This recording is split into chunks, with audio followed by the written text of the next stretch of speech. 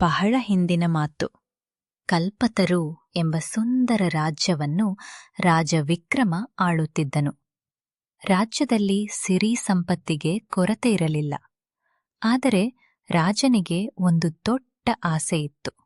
ಅದೆಂದರೆ ಮಾಂತ್ರಿಕ ಬೆಳ್ಳಿ ಕನ್ನಡಿಯನ್ನು ಪಡೆಯುವುದು.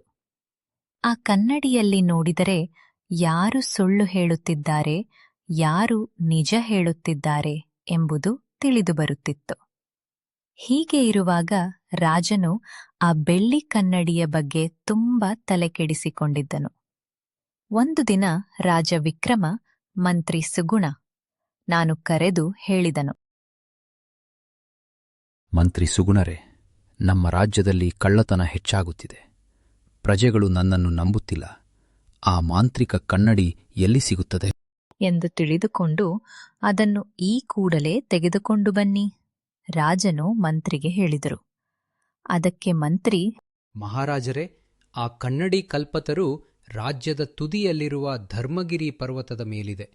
ಆದರೆ ಅಲ್ಲಿಗೆ ಹೋಗುವ ದಾರಿ ತುಂಬ ಕಷ್ಟಕರ ಎಂದು ಮಂತ್ರಿ ರಾಜನಿಗೆ ಹೇಳಿದನು. ಅದಕ್ಕೆ ರಾಜ ವಿಕ್ರಮ, ನನಗೆ ಕಷ್ಟ ಬೇಡ, ಆ ಕನ್ನಡಿ ಬೇಕು. ನನಗೆ ಏನೇ ಆದರೂ ಆ ಕನ್ನಡಿ ಬೇಕು. ಹೇಗಾದರೂ ಸರಿ, ಕನ್ನಡಿಯನ್ನು ತರಲೇಬೇಕು. ಈ ಕೂಡಲೇ ನೀವು ಸೇನಾಪತಿ ಅಜಯ್, ಅನ್ನು ಹಾಗೂ ರಾಜುವನ್ನು ಕರೆಯಿರಿ. ರಾಜ ನಾ ಮಾತನ್ನು ಕೇಳಿದ ಮಂತ್ರಿ ಸೇನಾಪತಿ ಅಜಯನನ್ನು ಹಾಗೂ ರಾಜು ನನ್ನನ್ನು ಕರೆದನು. ರಾಜು, ಅದೇ ರಾಜ್ಯದಲ್ಲಿ ರಾಜು ಎಂಬ ಯುವಕ ಇದ್ದನು. ಅವನ ಪ್ರಾಮಾಣಿಕ ಬಡವ ಎಲ್ಲಾರು ಹೇಳಿದ ಕೆಲಸವನ್ನು ಮಾಡಿಕೊಂಡು ಇದ್ದ.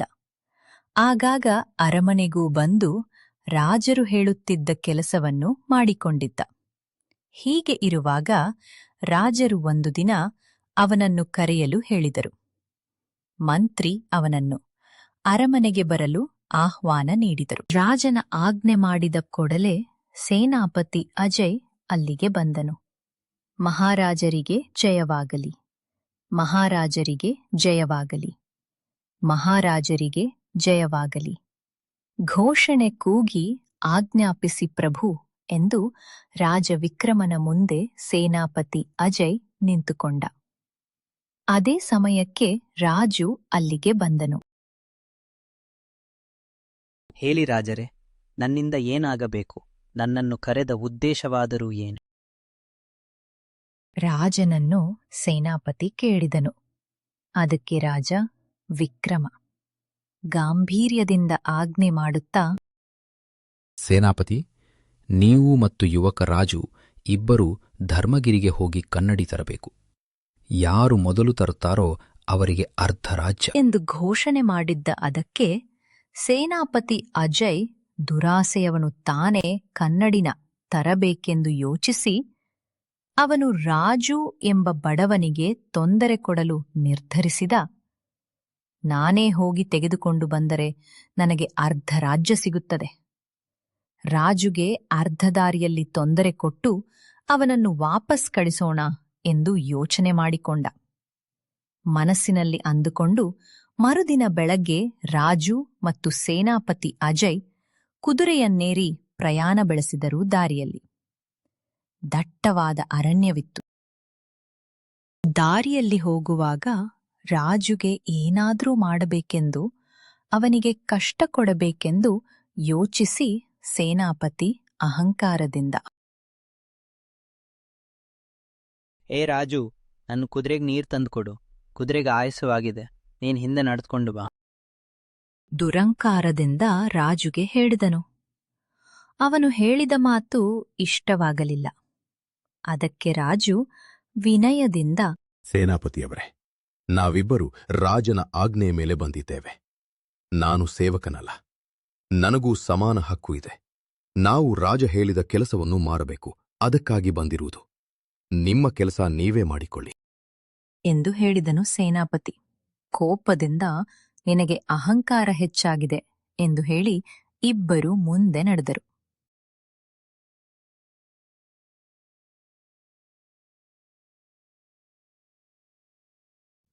ಅವರು ಹೋಗುವ ದಾರಿಯಲ್ಲಿ ದಟ್ಟ ಕಾಡಿನ ಒಳಗೆ ಒಬ್ಬ ವಯಸ್ಸಾದ ವ್ಯಕ್ತಿ ಕಟ್ಟಿಗೆ ಕಡಿಯಲು ಬಂದಿದ್ದ ಅವನು ಸುಸ್ತಾಗಿ ಆಹಾರವಿಲ್ಲದೆ ಕುಳಿತುಕೊಂಡಿದ್ದ. ಇವರು ಬರುತ್ತಿದ್ದನ್ನು ನೋಡಿ ಇವರನ್ನು ನಿಲ್ಲಿಸಿದ. ನಿಂತುಕೊಳ್ಳಿ ಸ್ವಾಮಿ, ನಿಂತುಕೊಳ್ಳಿ. ನಾನು ಕಲ್ಪತರು ರಾಜ್ಯದವನು. ಜೀವನಕ್ಕಾಗಿ ಕಟ್ಟಿಗೆ ಕಡಿಗೆ ಪಡಿಲು ಕಾಡಿಗೆ ಬಂದಿದ್ದೆ. ಆಹಾರ ಸವಿಯದ ಕಾರಣ ನನಗೆ ಸ್ವಲ್ಪ ಸುಸ್ತಾಗಿದೆ. ನಿಮ್ಮ ಬಳಿ ಏನಾದರೂ ತಿನ್ನಲು ಇದೆಯಾ? ಇದ್ದರೆ ನನಗೆ ಕೊಡುತ್ತೀರಾ? ನನಗೆ ತುಂಬಾ ಹಸಿವಾಗಿದೆ ಎಂದು ಬೇಸರದಿಂದ ಕೇಳಿದನು. ಅದಕ್ಕೆ ಸೇನಾಪತಿ ದುರಾಂಕಾರದಿಂದ, ಏ ಅಜ್ಜ, ನೀನು ಕಟ್ಟಿಗೆ ಕಡಿಯಲು ಬಂದಿದ್ದೀಯಾ? ನಾವು ಇಲ್ಲಿಂದ ದೊಡ್ಡ ಪರ್ವತನೇ ಇರಬೇಕು. ನಾವು ತಂದಿರುವ ಆಹಾರವೇ ಕಮ್ಮಿ. ನಿಮಗೆ ಕೊಟ್ಟರೆ ನಾವೇನು ಕಾಡಿನಲ್ಲಿ ಸೊಪ್ಪು ತಿನ್ನಬೇಕೆ? ನಮಗೆ ಸುಸ್ತಾಗುವುದಿಲ್ಲವೇ? ಎಂದು ಹೇಳಿದನು. ಅದಕ್ಕೆ ಅಜ್ಜ ಬೇಸರದಿಂದ ನಿಂತುಕೊಂಡು ನೋಡಿದ್ದರು. ಅಷ್ಟರಲ್ಲಿ ರಾಜು ಅಜ್ಜನಿಗೆ, ಅಜ್ಜ, ಬೇಸರವಾಗ್ಬೇಡಿ, ನನ್ನ ಹತ್ತಿರ ಸ್ವಲ್ಪ ಜಾಸ್ತಿನೇ ಆಹಾರವಿದೆ. ನಾನು ನಿಮ್ಗೆ ಕೊಡುತ್ತೇನೆ. ನೀವು ಅದನ್ನು ತಿಂದಿ ಸ್ವಲ್ಪ ಸಮಯ ವಿಶ್ರಾಂತಿ ಪಡೆದುಕೊಂಡು ಆನಂತರ ಕಟ್ಟಿಗೆ ತೆಗೆದುಕೊಂಡು ಊರಿಗೆ ಹೋಗಿ. ರಾಜು ಹೇಳಿದ ಮಾತಿಗೆ ಅಜ್ಜ ಖುಷಿಪಟ್ಟಿ, ಒಳ್ಳೆದಾಯ್ತು, ದೇವರು ನಿನ್ನನ್ನು ಕಾಪಾಡಲಿ, ನಿನ್ನಿಂದ ನನಗೆ ತುಂಬಾ ಉಪಕಾರವಾಯಿತು ಎಂದು ರಾಜುಗೆ ತಾತ ಧನ್ಯವಾದಗಳು ಹೇಳಿದರು. ಸೇನಾಪತಿ ಹಸೂಯದಿಂದ, ಇವನಿಗೆ ಹಾರವಿಲ್ಲ, ಇವನು ಏನಾದರೂ ಮಾಡಿಕೊಳ್ಳಿ, ನಾನು ಇವನಿಗೆ ಆಹಾರ ಕೊಡೋದು ಬೇಡ ಎಂದುಕೊಂಡು ಅಲ್ಲಿಂದ ಮುಂದೆ ಹೊರಟರು.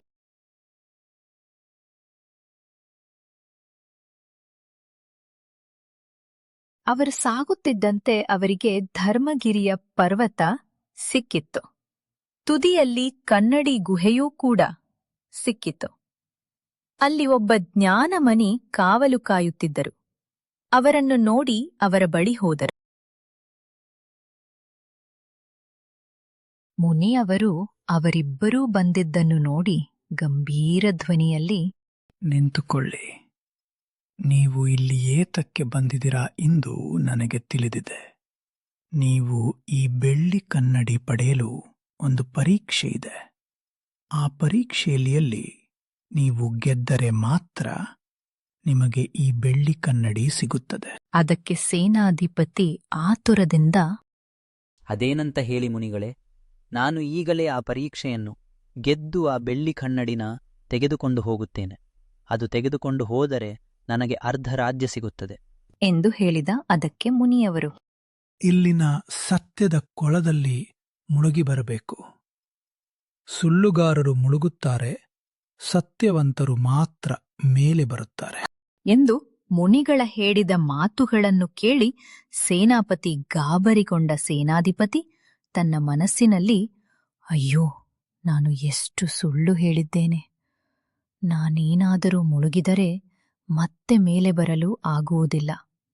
ಅದಕ್ಕೆ ರಾಜುಗೆ ಹೇಳುತ್ತೇನೆ, ಅವನು ಮುಳುಗಿ ಹೋಗುತ್ತಾನೆ, ಆನಂತರ ನಾನು ಅದನ್ನು ಉಪಾಯ ಮಾಡಿ ತೆಗೆದುಕೊಂಡು ಇಲ್ಲಿಂದ ಹೋಗೋಣ ಎಂದುಕೊಂಡು ಸೇನಾಪತಿ ರಾಜುಗೆ ಹೇಳುತ್ತಾನೆ. ರಾಜು, ನೀನು ಮೊದಲು ಹೋಗು. ನೀನು ತುಂಬಾ ಧೈರ್ಯಶಾಲಿ, ಪ್ರಾಮಾಣಿಕ. ನೀನು ಹೋದರೆ ಅದು ಸಿಗುತ್ತದೆ. ಅದಕ್ಕೆ ರಾಜು ಕೈ ಮುಗಿಯುತ್ತಾ ಧರ್ಮಗಿರಿ ಮುನಿಗಳಿಗೆ ಹೇಳಿದ, ಮುನಿಗಳೇ, ನಾನು ಬಡವ, ಅದರ ಪ್ರಾಮಾಣಿಕ. ನಾನು ಈ ಕೆಲಸ ಮಾಡಲು ಸಿದ್ಧ. ಇದು ನನ್ನ ರಾಜನ ಆಜ್ಞೆ. ನಾನು ಈ ಕೆಲಸ ಮಾಡಿಕೊಂಡು ಈ ಕನ್ನಡಿನ ತೆಗೆದುಕೊಂಡು ಹೋದರೆ ನಮ್ಮ ರಾಜರು ಖುಷಿಪಟ್ಟು ನನಗೆ ಅರ್ಧ ರಾಜ್ಯವನ್ನು ಕೊಡುತ್ತೇನೆ ಎಂದು ಹೇಳಿದ್ದಾರೆ. ಅದನ್ನು ತೆಗೆದುಕೊಂಡು ನಾನು ಬಡವರಿಗೆ ಸಹಾಯ ಮಾಡಬೇಕು. ಅದಕ್ಕಾಗಿ ಏನಾದರೂ ಸರಿಯೇ, ನಾನು ಮುಳುಗಲು ನಿರ್ಧರಿಸಿದ್ದೇನೆ. ರಾಜು ಕೊಳದಲ್ಲಿ ಮುಳುಗಿದನು. ಅವನು ನಿಜವಾಗಿಯೂ ಪ್ರಾಮಾಣಿಕನಾಗಿದ್ದರಿಂದ ಕೊಳದ ನೀರು ಅವನಿಗೆ ದಾರಿ ಮಾಡಿಕೊಟ್ಟಿತು. ಅವನು ಮರಳಿ ಬಂದಾಗ ಮುನಿ ಅವನಿಗೆ ಬೆಳ್ಳಿ ಕನ್ನಡಿಯನ್ನು ನೀಡಿದರು. ಸೇನಾಪತಿ ಇದನ್ನು ನೋಡಿ ಅಸೂಯೆಪಟ್ಟ. ಅವನು ಮನಸ್ಸಿನಲ್ಲಿ, ಇವನು ಇಷ್ಟೊಂದು ಪ್ರಾಮಾಣಿಕನೇ, ಒಂದು ಸುಳ್ಳು ಹೇಳಲಿಲ್ಲವೇ? ಏನಾದ್ರೂ ಮಾಡಿ ಕನ್ನಡಿ ಅವನ ಹತ್ತಿರದಿಂದ ಕಿತ್ತುಕೊಳ್ಳಬೇಕೆಂದು ಮನಸ್ಸಿನಲ್ಲಿ ಅಂದುಕೊಂಡ. ಹೀಗೆ ಸಂಜೆಯಾಗುವಷ್ಟರಲ್ಲಿ ಅವರು ಅರಮನೆಗೆ ಹಿಂದಿರುಗಿದರು.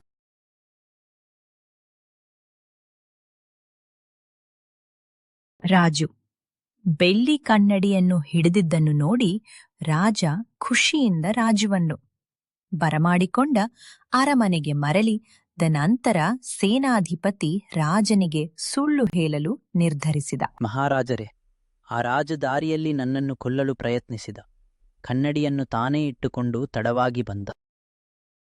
ಸೇನಾಪತಿ ಹೇಳಿದ ಮಾತು ಕೇಳಿ ರಾಜ ವಿಕ್ರಮ ಕೋಪದಿಂದ, ರಾಜು, ಇದು ನಿಜವೇ? ಇಲ್ಲ ಮಹಾರಾಜರೇ, ಸೇನಾಪತಿ ಸುಳ್ಳು ಹೇಳುತ್ತಿದ್ದಾರೆ. ರಾಜು ತಂದ ಕನ್ನಡಿಯನ್ನು ರಾಜನ ಕೈಯಲ್ಲಿ ಕೊಟ್ಟರು.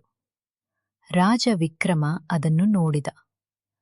ಕನ್ನಡಿಯು ಸೇನಾಪತಿಯ ಹೇಳುತ್ತಿರುವುದು ಸುಳ್ಳು ಎಂದು ತೋರಿಸಿತು. ಓಹ್, ಇದು ಅದ್ಭುತ! ಸೇನಾಪತಿ, ನೀನು ಸುಳ್ಳು ಹೇಳಿದ್ದೀಯಾ? ನನಗೆ ಬೆಳ್ಳಿ ಕನ್ನಡಿಯಲ್ಲಿ ಎಲ್ಲಾ ನಿಜ ತಿಳಿಯುತ್ತದೆ ಎಂದು ರಾಜ ವಿಕ್ರಮ ಹೇಳಿದ ಮಂತ್ರಿ ರಾಜನ ಮಾತು ಕೇಳಿಸಿಕೊಂಡ. ತಕ್ಷಣವೇ ಮಂತ್ರಿ ಸುಗುಣ, ಮಹಾರಾಜರೇ, ಪ್ರಾಮಾಣಿಕತೆಯನ್ನು ಬೆಳ್ಳಿ ಕನ್ನಡಿ ಮಾತ್ರವಲ್ಲ, ಸತ್ಯದ ಅರಿವೂ ಗುರುತಿಸುತ್ತದೆ. ರಾಜು ತಡವಾಗಿ ಬಂದರೂ ಅವನು ನಂಬಿಕೆಗೆ ಅರ್ಹ. ರಾಜನು ಬೆಳ್ಳಿ ಕನ್ನಡಿಯನ್ನು ತಂದಿದ್ದಕ್ಕೆ ಧನ್ಯವಾದಗಳು ಹೇಳಿ ರಾಜ ವಿಕ್ರಮ ತನ್ನ ಸೇನಾಧಿಪತಿಯನ್ನು ರಾಜ್ಯದಿಂದ ಹೊರಹಾಕಿದನು. ರಾಜುಗೆ ರಾಜ ಕೊಟ್ಟ ಮಾತಿನಂತೆ ಮಂತ್ರಿ ಹುದ್ದೆಯನ್ನು ಕೊಟ್ಟು ಅವನಿಗೆ ಅರ್ಧ ರಾಜ್ಯವನ್ನು ನೀಡಿದ. ಆನಂತರ ಸೇನಾಪತಿ ಅವನ ತಪ್ಪನ್ನು ಅರಿತುಕೊಂಡು ರಾಜುರಿಗೆ ಕ್ಷಮೆ ಕೇಳಿ ಅಲ್ಲಿಂದ ಹೊರಟನು.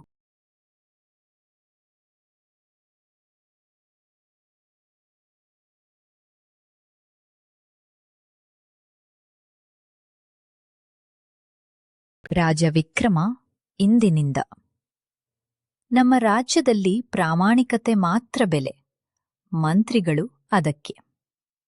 ಹೌದು, ಸತ್ಯವೇ ಜಯ ಎಂದು ಹೇಳಿದನು.